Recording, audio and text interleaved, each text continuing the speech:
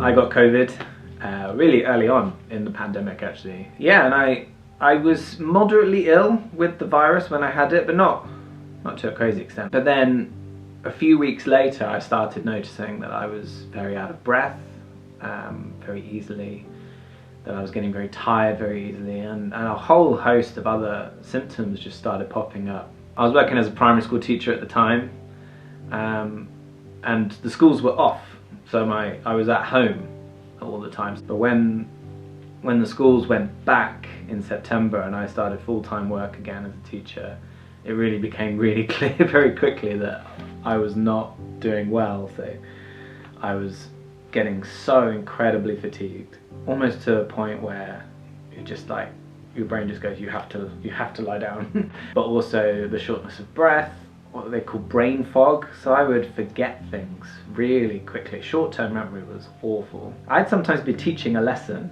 and halfway through just completely lose my train of thought while talking to the kids. But also these terrible anxiety attacks, so suddenly feeling just horrendous. If you've ever had an anxiety attack, you do just feel like your whole world is falling apart, and mentally and physically this horrible sense of panic and dread. So that was a very, very difficult time, to the point where come October of that year, I just knew that I couldn't carry on in that job. So I ended up resigning. I resigned from my job 1 week before my daughter was born, our first child. So it was an interesting time. There was lots to worry about, lots to think about. You couldn't necessarily be as physical as you would want to be, so I obviously was very tired all the time, but there was also a lot of muscle pain and aching. So I ended up having to walk with a walking stick. Couldn't, walk very far or anything. So in terms of taking her out, in terms of like carrying her, these were all things that I could maybe do for very short periods of time, but you had to very carefully manage it. And so it did present a lot of challenges, and placed such a huge weight on Hannah, my wife, because suddenly she's having to do an awful lot for me and for Esther. She's having to really carry the family. So I guess by the time we get to November of last year, 2023, I'd had this condition for 3 years.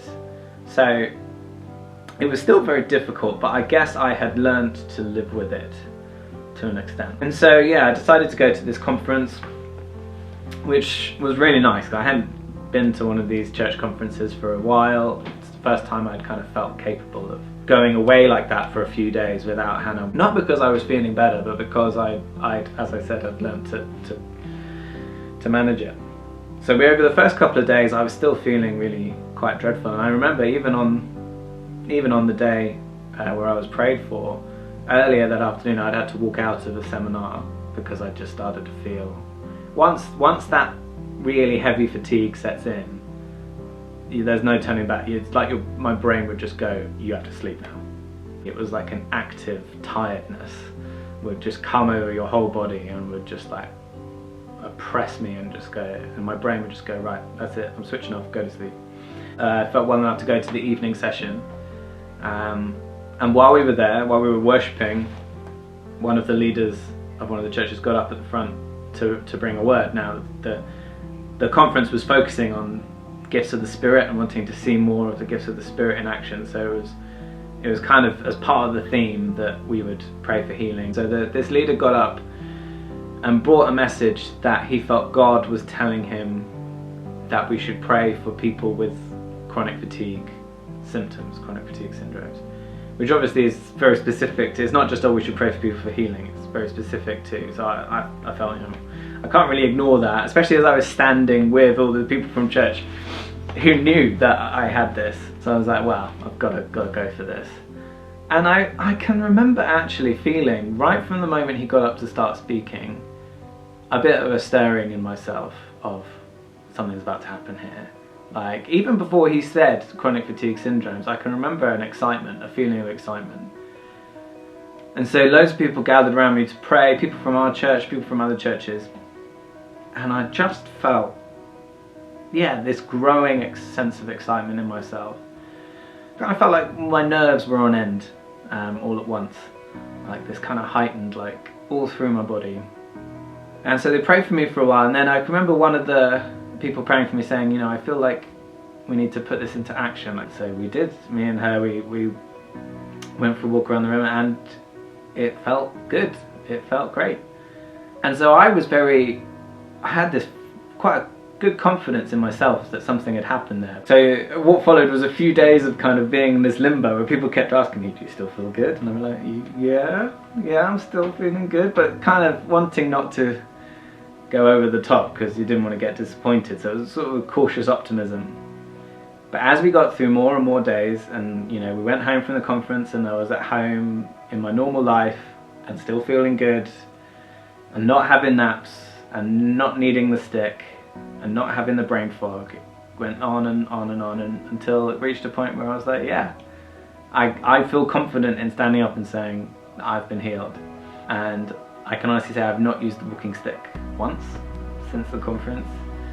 I've not napped any more than a normal adult might nap. But the brain fog's gone, so I can read. One of the big challenges of the brain fog was that I couldn't read a book. You'd get to the end of a sentence, you wouldn't remember the start of the sentence.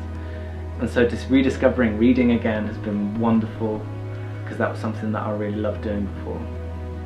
So yeah, I feel like my life has been taken off pause. You know, one of the things about this condition, just being at home on the sofa all the time and sleeping all day, was it just felt like my life was on pause for a while. And it's almost like God has pressed the play button again. Yeah. So I can carry Esther on my shoulders, and we can go out for a day. You know, we couldn't before. We couldn't go out on day trips or anything because I couldn't go more than a few hours without needing to lie down. And I can take some of that weight off of Hannah's shoulders in terms of, you know, we can be a partnership again, whereas before, you know, she was having to take so much more of the weight of family life. I feel so much more confident now about praying for people to be healed, I think. In any circumstance, once you see God's blessing, it then makes you so much more confident to see it again. So, you know, because I've had this recent example of God's blessing in my own life, it just gives you so much more confidence to see it in other people's, you know, to step out. Yeah, because you can trust someone more when you have evidence of their trustworthiness, I guess.